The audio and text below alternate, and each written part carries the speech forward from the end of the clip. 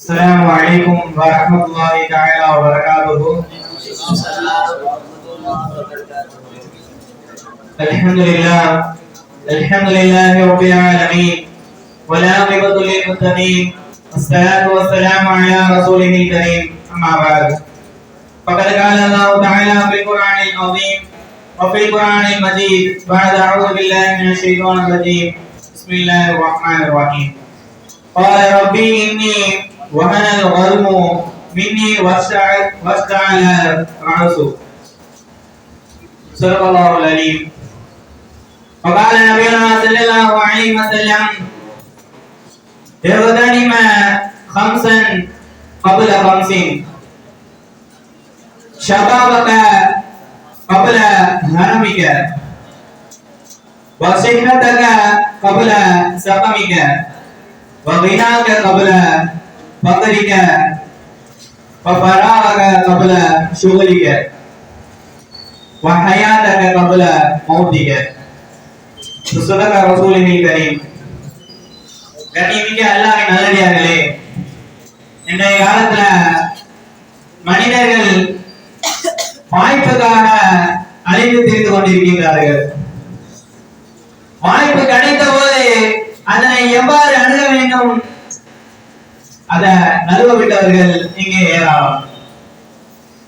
மனுஷனாகிறவன் ரெண்டு விஷயத்தை நினைச்சு ரொம்ப கவலைப்பட்டிருக்கான். என்னன்னா, அவசரப்பட்டு பேசின வார்த்தை திரும்ப பெற முடியாது, அதை நினைச்சு அதிகமா கவலைப்படுவான். அதே போன்று வாய்ப்புகளை நழுவ விட்டவன் திரும்ப அந்த வாய்ப்பு கிடைக்குமா, அந்த மாதிரி விஷயத்தை நினைச்சு கவலைப்பட்டிருக்கான். இப்படியாக ஒரு பழமொழி சொல்லுவாங்க, காற்றுள்ள போதே தூற்றிக்கொள் அப்படின்னு சொல்லி ஒரு பழமொழி சொல்லுவாங்க. எப்படின்னா, அந்த காலத்துல நெல் இடிப்பாங்க தெரியுமா, அப்போ காத்து அடிக்கும் போது கொஞ்சம் ரெஸ்ட் எடுத்துட்டு அப்புறம் பாத்துக்கலாம் அப்படின்னு சொல்லிவிட்டோம்னா திரும்ப நினைச்ச நேரத்துக்கு காத்து வருமா.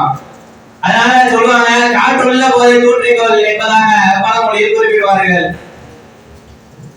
அதன் அடிப்படைய பார்த்தோம்னா, திருக்குர்ஆனில் கூறப்பட்டுள்ள ஒரு துஆ, ஜக்கரியா அலைஹிஸ்ஸலாம் அவர்கள் இந்த துஆவை கேட்கிறார்கள். அவங்களுக்கு 99 வயதுல குழந்தை பாக்கியம் இல்லை, அந்த வயது வரைக்கும் குழந்தை பாக்கியம் இல்லை. அப்போது யஹ்யா அலைஹிஸ்ஸலாம் அவர்கள் ஒரு அழகான குழந்தையாக, வருங்காலத்தில் நபியாக வரக்கூடிய ஒரு அழகான குழந்தை அல்லாஹ் சுப்ஹானஹு வ தஆலா அவர்களுக்கு கொடுத்தான். நீண்ட நெடிய சம்பவம். அந்த குழந்தையாக இருந்த அவர்களுக்கு எப்படி கிடைத்தது, அவர்கள் எந்த வாய்ப்பினை பயன்படுத்தினார்கள் என்பதை நாம் விளங்க வேண்டும். மரியம் அலைஹிஸ்ஸலாம் அவர்களுக்காக அல்லாஹ் தஆலா உணவை சொர்க்கத்திலிருந்து பழங்களை அனுப்பி வைத்தான்.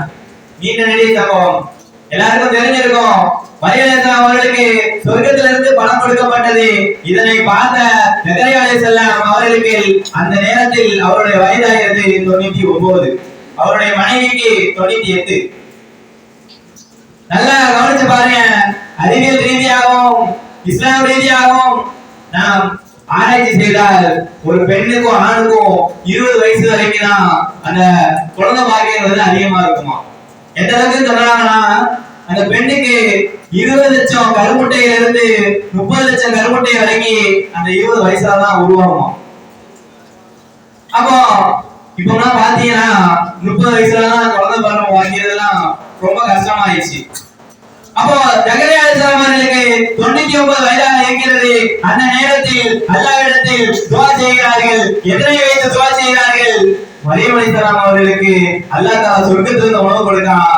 அப்போ நமக்கு இந்த நேரத்தில் குழந்தையை கொடுப்பதற்கு கூட அல்லாஹ் வர முடியும். நம்பிக்கை வைத்தார்கள். அந்த வாய்ப்பினை, அந்த அற்புதத்தை பார்த்து பயன்படுத்திக் கொண்டார்கள். அதன் மூலமாக எலியா அலைஹிஸ்ஸலாம் என்கின்ற ஒரு நபித்துவம் மிக்க ஒரு குழந்தை ஆகிறது அவர்களுக்கு கொடுக்கப்பட்டது. இங்கிலீஷ்ல ஒரு வாக்கியம் சொல்லுவாங்க, don't wait for opportunity, create it அப்படின்னு சொல்லுவாங்க. வாய்ப்புகளுக்காக நம்ம காத்திருக்க கூடாது, வாய்ப்புகளை நம்ம உருவாக்கணும் அப்படின்னு சொல்லி ஒரு இங்கிலீஷ்ல ஒரு லைன் சொல்லுவாங்க. நான் என்னுடைய சமூகத்துக்குள்ள வருகிறேன். வரலாற்றுல ஒரு அற்புதமான ஒரு சம்பவம். நாயகம் ஸல்லல்லாஹு அலைஹி வஸல்லம் அவர்கள் பல்வேறு பிரயாணங்கள் செய்திருக்கிறார்கள். அப்படி ஒரு பிரயாணம் போயிருக்காங்க. போயிருக்கும் போது ஒரு கிராமத்துல இருக்கிறாங்க. அந்த கிராமத்துல உள்ள ஒரு கிராமவாசி அவங்கள வந்து ஸல்லல்லாஹு அலைஹி வஸல்லம் அவர்களுக்கு தேவையான பணிவிடைகள் எல்லாம் செய்கிறார்கள். ஸல்லல்லாஹு அலைஹி வஸல்லம் அவர்களுக்காக அந்த கிராமவாசி அந்த கிராமத்தில் பணிவிடை செய்கிறார்கள். நாயகத்திற்கு தேவையான தேவைகளை எல்லாம் பூர்த்தி செய்கிறார்கள். ஸல்லல்லாஹு அலைஹி வஸல்லம் வந்து பார்த்துட்டு கிளம்பி போகும்போது சொல்றாங்க, நீங்க அடுத்ததாக மதீனாவுக்கு வந்தீங்கன்னா பாருங்க அப்படிங்கிற மாதிரி சொல்லிடுறாங்க. சில காலம் நகர்கின்றது. அந்த கிராமவாசி வந்து மஸ்ஜித் நபவியில ஸல்லல்லாஹு அலைஹி வஸல்லம் அவர்களை சந்திக்கிறார்கள். அப்போது அவர்கள் சந்தித்து விட்டு திரும்ப அவங்க வீட்டுக்கு திரும்பும் போது ஸல்லல்லாஹு அலைஹி வஸல்லம் அவங்க கூப்பிட்டு, நாயகம் ஸல்லல்லாஹு அலைஹி வஸல்லம் அந்த கிராமவாசியை அழைத்து, உங்களுக்கு என்ன தேவை இருக்குன்னு சொல்லுங்க, நான் வந்து உங்களுக்கு செய்யறேன் அப்படின்னு சொல்றாங்க. நன்றாக கவனித்து பார்க்க வேண்டும். ஈரோட தலைவர் முத்துமணி முஸ்தபா ஸல்லல்லாஹு அலைஹி வஸல்லம் அவர்கள் நாடினால் எதையும் கூட அவர்களால் கொடுக்க முடியும். அப்படிப்பட்ட ஸல்லல்லாஹு அலைஹி வஸல்லம் அந்த கிராமவாசியை கேட்கிறாங்க, உங்களுக்கு என்ன தேவை சொல்லுங்க, நான் பண்றேன் அப்படின்னு சொல்றாங்க. அந்த கிராமவாசி அவசரப்பட்டு சொல்றாரு, எனக்கு போறதுக்கு ஒரு ஒட்டகமும் பால் கறந்து குடிக்கிறதுக்கு ஒரு ஆடும் இருந்தா போதும் அப்படின்றாங்க. பிள்ளைக்கு தெரியாத பிள்ளையா இருக்கப்பா அப்படின்னு சொல்ற மாதிரி இருக்குது. ஸல்லல்லாஹு அலைஹி வஸல்லம் அவர்கள் நினைத்தால் எதையும் கூட கொடுக்க முடியும். ஆனால் இப்படி ஒரு அற்புதமான ஒரு ஒட்டகத்தையும் ஒரு ஆணையை மட்டும் கேட்டுறாங்க. அப்போது ஸல்லல்லாஹு அலைஹி வஸல்லம் அவர்கள் சொல்கிறார்கள், மூசா அலைஹிஸ்ஸலாம் அவர்களுடைய காலத்தில் வாழ்ந்த ஒரு மூதாட்டியை பற்றி. அவர்கள் மூதாட்டி ஆய்வல் அவங்க கேட்ட மாதிரி கேட்டிருந்தா நீங்க அப்படி பிரயோஜனம் அடைஞ்சிருப்பீங்க அப்படிங்கிற மாதிரி சொல்றாங்க. நல்லா கவனிச்சுக்கோங்க. நம்மளுடைய சொந்தக்காரங்க ஒருத்தவங்க இருக்காங்க. நம்ம தாய் மாமான்னு வச்சுக்கோங்க. தாய் மாமா ஒரு பெரிய ஹோட்டல் வச்சிருக்காரு. ஒரு 4-5 பிரான்ச் இருக்குது. அந்த மாதிரி ஒரு பெரிய ஹோட்டலு கூட்டு போயிட்டு மருமான உள்ள போயிட்டு உனக்கு என்ன வேணுமோ சாப்பிட்டுக்கோப்பா அப்படின்னு சொல்றாரு. என்ன பண்ணுவோம்? இருக்க எல்லா டிஷ்லயும் ஒன்னோட கொண்டு வாங்கணுமோ.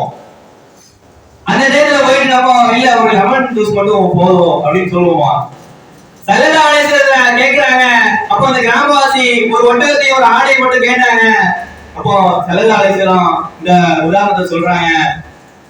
மூசா அலைஹிஸ்ஸலாம் காலத்துல ஒரு மூதாட்டி இருந்தாங்க. அவங்க கேட்டது மாதிரி கேட்டிருந்தா ரொம்ப பிரயோஜனமா இருந்திருக்கும் அப்படின்னு சொல்றாங்க. சஹாபாக்கள் எல்லாம் யோசிக்காங்க, அது என்ன சம்பவம் தெரியலையே அப்படின்ட்டு ஸல்லல்லாஹு அலைஹி வஸல்லம் அவர்கள் சொல்லி காமிக்கிறார்கள்.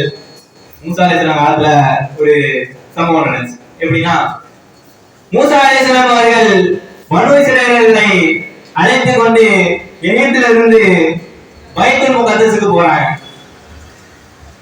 அப்போ அந்த வழியாக சென்று கொண்டிருக்கும் போது பாதை தெரியல அவங்களுக்கு. ஒரு இடத்துல நின்றுட்டு இருக்காங்க. இப்போ மாதிரி கூகுள் மேப்லாம் போட்டு போக முடியாது. அந்த இடத்துல நின்றுட்டு இருக்கும் போது அவங்க இஸ்ரவேலர்கள் சொல்றாங்க, யூசுப் அலைஹிஸ்ஸலாம் அவங்க வந்து ஒரு வசியம் செஞ்சிருக்காங்க. என்னதுன்னா, பைத்துல் முகத்தஸிற்கு செல்லும் போது என்னுடைய ஜனாசாவை அவர்கள் எடுத்து செல்ல வேண்டும் என்கின்ற ஒரு வசியத்தை அவர்கள் செய்துவிட்டு சென்றிருந்தார்கள் என்கிற செய்தியை இஸ்ரவேலர்களில் உள்ள மூத்தவங்க சொல்றாங்க.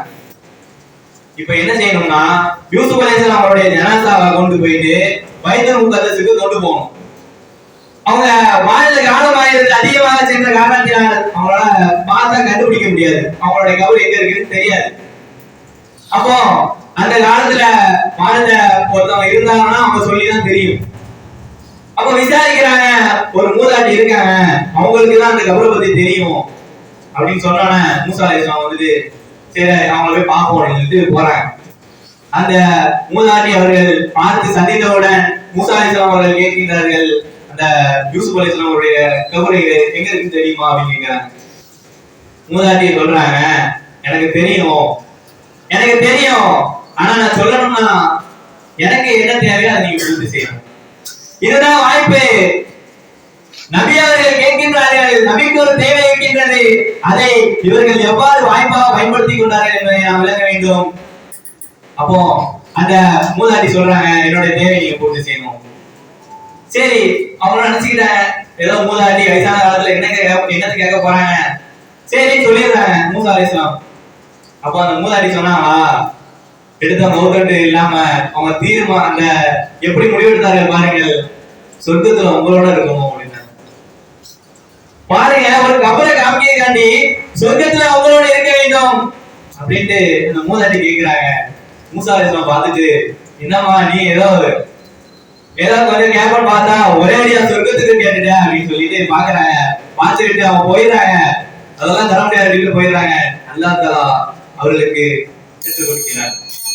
அல்லாஹ் தஆலா மூசா அலைஹிஸ்ஸலாம் அவர்களிடத்தில் சொல்கின்றான், நீங்கள் அந்த மூதாட்டியுடைய தேவையை நிறைவேற்றுங்கள். பாருங்க, ஒரு சின்ன கபரை காமிச்சா அதுக்காக அவங்க நினைச்சிருந்தா வேற உலகத்துல உள்ள ஏதாவது கேட்டிருக்கலாம். எனக்கு வீடு இல்ல, எனக்கு ஒரு மாளிகை வேணும், எனக்கு ஒரு குடும்பமா வாழணும் ஆசையா இருக்கு, எனக்கு ஒரு குடும்பத்தை கொடுங்க அப்படின்னு சொல்லி கேட்டிருக்கலாம். ஒரு பங்களாவான்னு கேட்டிருக்கலாம். ஆனா அவங்க கேட்டாங்க, அவங்க சொர்க்கத்தை கேட்டார்கள். அதற்கு நிகராக இருக்க முடியுமா? அந்த வாய்ப்பை பயன்படுத்தி கொண்டு அவர்கள் அந்த மூதாட்டி அவர்கள் சொர்க்கத்தை கேட்டார்கள். மூசா அலைஹிஸ்ஸலாம் அவர்களும் அவர்களுக்காக துஆ செய்தார்கள். இதுதான் வாய்ப்பை பயன்படுத்திக் கொள்வது. நல்லே வாய்ப்பை அதிகமாக பயன்படுத்திக் கொள்ள வேண்டும். ஒரு பழமொழி கூட சொல்லுவாங்க, கையில வெண்ணெய் வச்சுட்டு நெய் கலைகிறான் என்று. நல்லா யோசிச்சு பாருங்க, நம்மளுடைய வாய்ப்புங்கிறது ரொம்ப பெருசா கஷ்டப்பட்டு எடுக்கக்கூடிய ஒரு பொக்கிஷம்லாம் கிடையாது.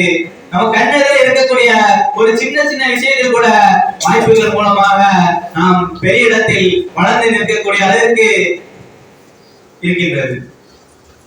இந்த மேடையை பயன்படுத்தி சென்றவர்கள் இன்றைக்கு உலகம் எல்லாம் பேச்சாளராக பேசிக் கொண்டிருக்கின்றார்கள்.